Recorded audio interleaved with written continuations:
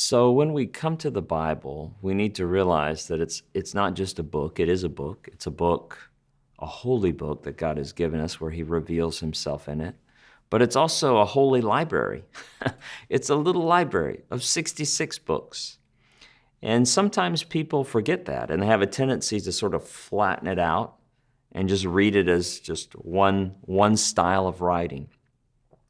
We don't do that in modern day life. We're not usually consciously aware of the different genres around us, but the media, both movies, videos, books, print material, there's all kinds of genres around us that we unconsciously make judgments about. We help us understand how to interpret them more accurately. If you're working on your car and it has very precise instructions about how this little measurement on a spark plug has to be, you're not like, well, hey, it's just supposed to be small, 0.3 millimeters, that doesn't matter. Well, yeah, it does matter, because you can look at it, you read it. That's a scientific diagram that you're reading.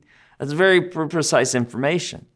Or if you pick up the mail and there's a letter, probably misspells your name, and it says, dear Mr. So-and-so, you've just won $10 million. You don't start dancing around, I won $10 million. You understand, because the day we live in the genre, that's an advertisement, that's a marketing technique. You really have not won $10 million. On the other hand, if you receive a letter with a red stamp on it, electricity be turned off. You're not like, they're just trying to get my money. It's an advertisement. You're like, whoa, someone didn't pay the bill. Like we make these judgments. Or we, as modern day viewers of videos, you can watch a movie and they have flashback scenes towards someone's younger. You know what that is because you've been watching that kind of genre all your life. But if we were to show this to some person in another time or culture, they may be completely confused as to what's happening at that point in the story, because we just know the cues of that. Well, the Bible has many different genres, and there are many assumptions associated with them, and you can usually figure out those assumptions just by carefully reading the text and seeing how the text is interpreted and how other biblical authors pick up those texts. So this is not like we're imposing some kind of foreign grid, but we're trying to hear the authors themselves as they have guided us to understand their writings. Most classes and books on interpretation, how to interpret the Bible, will take maybe half the time or more to go through different genres of Scripture. So the idea that I could cover this comprehensively in a video is just impossible. But any decent biblical book on hermeneutics, and I'll just mention I have authored one. It's called 40 Questions About Interpreting the Bible. About half of that is going through different genres of Scripture and talking about how do we understand them rightly. Is going to talk about the rules and patterns to not misunderstand them. Probably the most common genre of Scripture is historical narrative. If you read through the Old Testament, over half the Old Testament is reporting through narrative what God and his people have done through history. We find tons of historical narrative in the New Testament. The Gospels, the book of Acts, sections of Revelation and so on could be classified as historical narrative in the midst of apocalyptic genre. So we have lots of historical narrative, and that is sadly, for some modern interpreters who are struggling with this, that can be very difficult if they've not been trained in that, right? Now, God in his wisdom revealed his word in historical narrative. And one reason he did that, I'm convinced, is because just how captivating story is. Our hearts and minds are written to be captivated by story. But sadly, this is also something that can be easily misinterpreted. Someone takes some details out of the story and just kind of runs with it without attention to actually how that functions within the book as a whole or within the narrative as a whole. I mean, one of the most important points for interpreting historical narrative is context. Just people not reading it in context and asking the question, hey, what is the author of 2 Chronicles trying to teach me in reporting this? What was he trying to teach his ancient audience?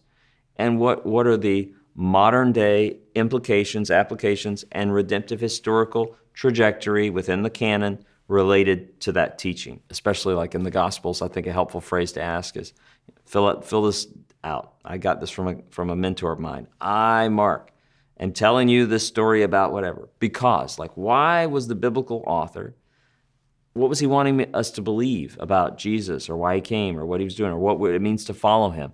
What is he teaching through that story? That's such a pivotal question. Another common genre we find in the Bible is epistles. Right? This is one that evangelicals love, the letters of the New Testament. And a lot of the times the meaning is a lot more on the surface, right? It's a theological teaching or moral implications of that teaching. But again, there is oftentimes a cultural distance there. For example, 1 Corinthians 8 through 10, Paul's talking about meat offered to idols. Now, there are a few cultures I've interacted with where that is a live issue. People live somewhere where there is food that has been offered to idols, and they have to decide as a Christian, can I eat this or whatever? It's not something most modern Christians have to deal with. However, if you look at the passage, you look at the text, Paul says, hey, someone sacrifices food to an idol, doesn't matter. God created everything. Eat it, don't eat it.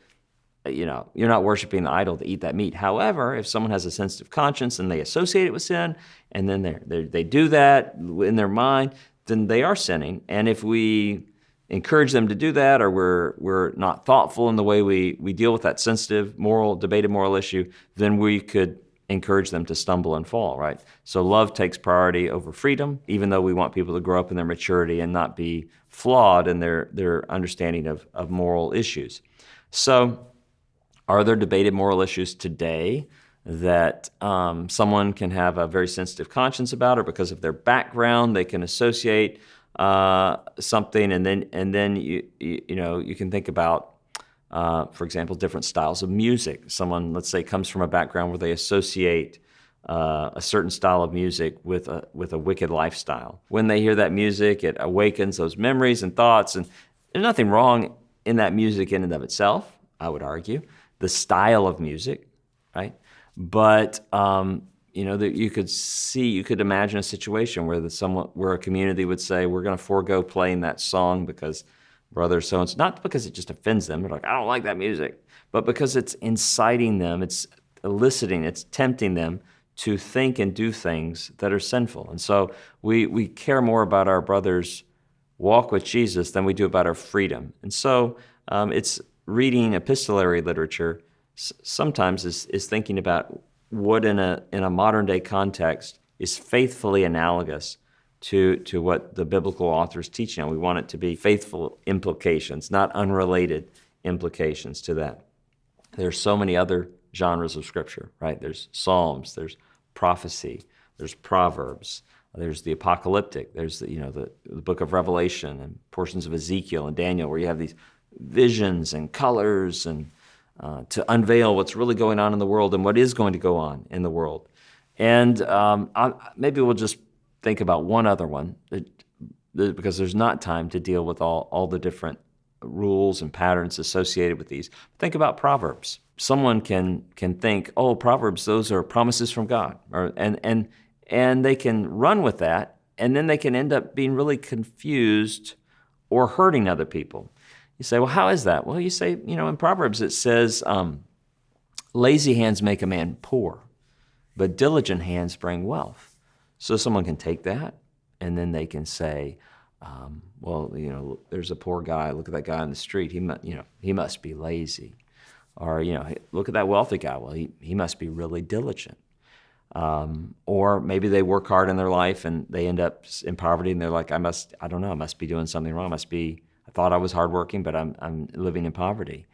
But you have to realize there are lots of other proverbs about wealth and poverty too. It says a man's field may produce abundant crops, but injustice sweeps it away. So if you think about it, the proverbs are many of them are very situational. They're describing what normally happens in life, in this world that we live in, through the lens of God's evaluation, His moral evaluation of that. But it doesn't give all the exceptions, and each one is not dealing with all the situations. It is true in this life that someone who is lazy usually will end up living in economic deprivation. It's not always true. Someone can be born into such immense wealth that they live wealthy all their lives lazily. It's also someone else can be just not diligent. They could buy a lottery ticket and win tons of money, right? That happens. Those are but we also see there are patterns where someone could work very hard, and then what they've worked for and all their wealth is swept away by by other people's injustice and wickedness. So what we need to realize is many times the Proverbs are situational, and that they are describing, and it takes wisdom, right, to know when to apply them. And if this situation is described by that proverb, or if there's another proverb that fits it better. And so I think that students, careful readers of the Bible, as we come to the different genres of Scripture and we begin to think more self-consciously about reading them faithfully, maybe a teacher or a book begins to get us, oh, wow, you think, I have thought about it like that. Is that really right to think that way when I'm reading the Psalms or the prophecy? I've had a tendency to do this. And then what that leads us to, I hope and pray, is to just be more careful and faithful readers of the Scriptures. So I've had someone ask me before, aren't you just importing a lot of man-made rules onto the Bible to talk about genres? And my response to that would be, no, we're not. What we're seeking to do when we talk about genre is to respect the inspired author and his assumptions and the literary conventions under which he wrote. We're wanting to hear him.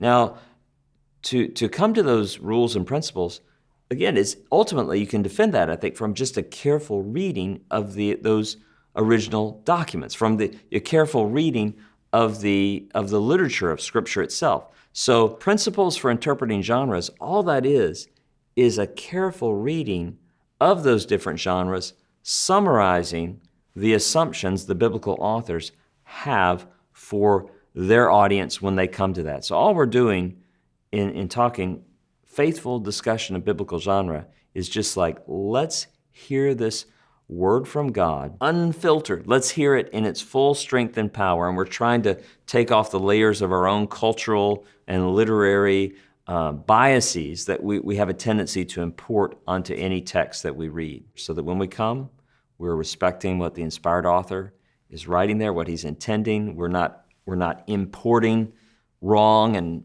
different and modern assumptions to reading that revelation, but we're bowing the knee to the authority of Scripture when we read those genres faithfully as intended by the inspired authors.